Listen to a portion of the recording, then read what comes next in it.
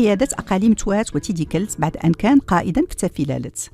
تشير كتب التاريخ إلى أنه احتج رسمياً على الاحتلال الفرنسي لعين صالح إحدى واحات تيدي كلت، وقاد المقاومة شخصياً في الصحراء الشرقية المغربية في مارس 1900 غرب عين صالح خلال معركة إنغار.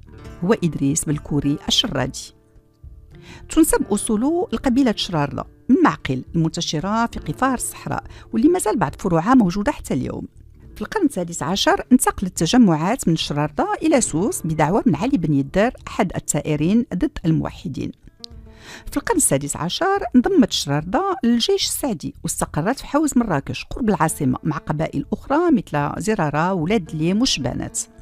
كانت منازلهم في زمن السلطان سيدي محمد بن عبد الله غرب مراكش، وتفرعت عروشهم في أماكن أخرى في المملكة مثل فاس والصويرة والغرب وورديغة. إذن ينتمي إدريس بالكوري الشرادي لهذه القبيلة الكبيرة المعروفة بعلمائها وعبادها ومحاربيها وكبار موظفيها. ولد في فاس، وبعد انخراطه في سلك المخزن عين قائد لتافيلالت من قبل السلطان مولاي الحسن، ثم قائدا لتوات.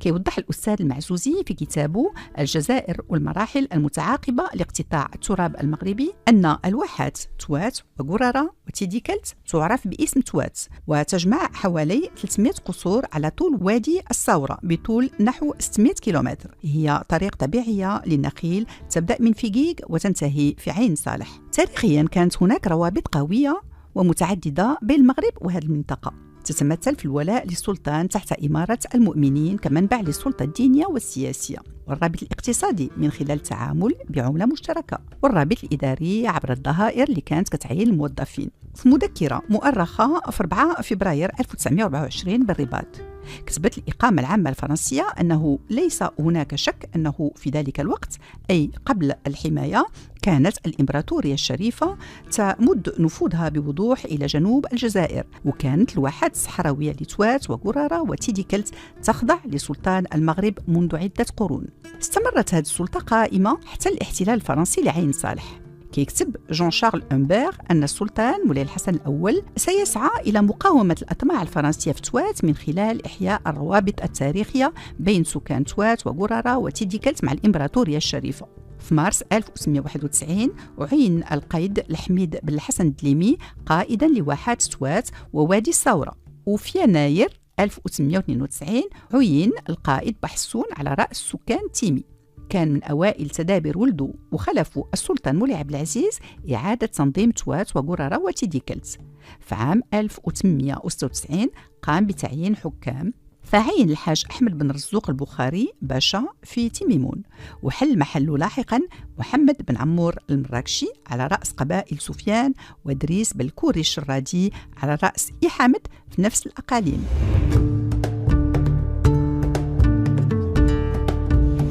تسم السياق العام اللي جرات فيه الأحداث بالمناورات الأجنبية ضد السيادة المغربية والسياسة التوسعية لفرنسا اللي قامت بتطويق منطقة توات عبر بناء مجموعة من التحصينات والمراكز العسكرية. بدأت فرنسا عملية احتلال توات عندما غادر إدوار لافاريير مجلس الدولة في يوليو 1898 ليصبح الحاكم العام للجزائر. في هذا الإطار توجهت بعثة من ورقلة لعين صالح عاصمة قصور تيدي كلت في 28 نوفمبر 1899. كانت بعثة علمية منظمة تحت رعاية وزارة التعليم العام، يقودها الجيولوجي والمستكشف جورج فلامون برفقة وحدة من ورقلة تضم 140 جندي تحت قيادة النقيب بين، وكتيبة تحت قيادة النقيب جيرمان كتكون من صبيحية.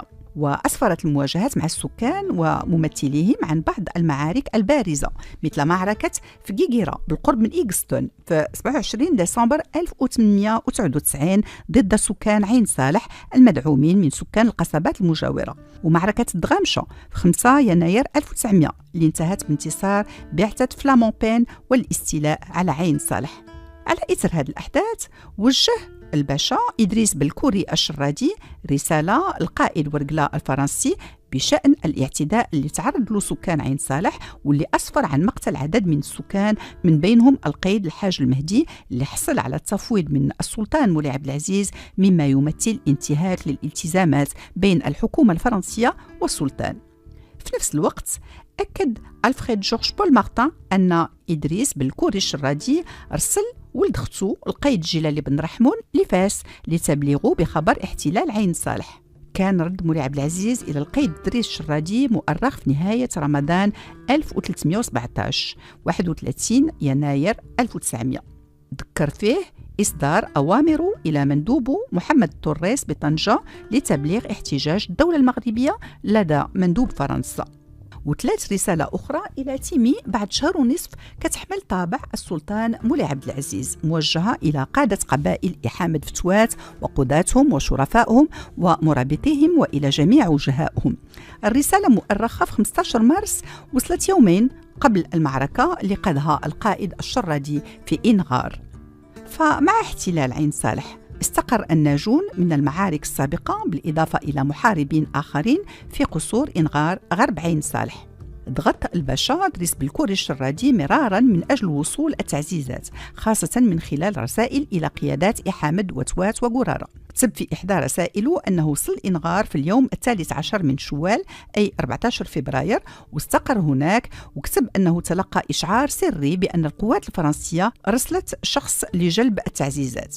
في نفس الوقت بعث رسائل أخرى إلى القايد محمد بن عمر المراكشي طلب فيها محاربين من سفيان، لكن القوات الفرنسية بقيادة بومغارتن كانت أقرب مما كان متوقع، مزودة ب1000 بندقية و150 سيف ومدفعين.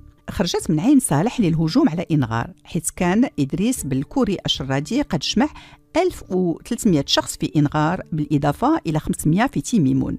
يؤكد مقطع أن الباشا الشرادي ذهب بنفسه للاستطلاع في اتجاه الفرنسيين على رأس مجموعة صغيرة وغير بعيد من عين ترقة 14 كيلومتر شرق إنغار، وجد نفسه فجأة أمام دورية من الصبيحية الجزائريين اللي طلقوا عليه بعض الطلقات، فرد عليهم وانسحب بسرعة نحو إنغار.